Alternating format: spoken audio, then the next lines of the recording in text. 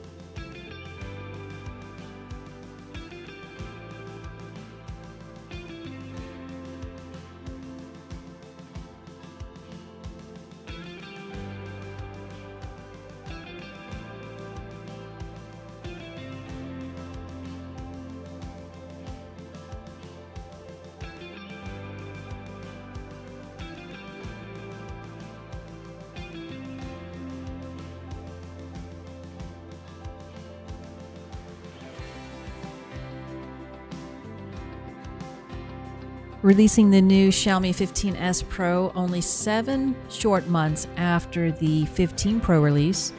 Xiaomi has joined the ranks of Apple and Google by designing smartphones with the company's brand custom chipset.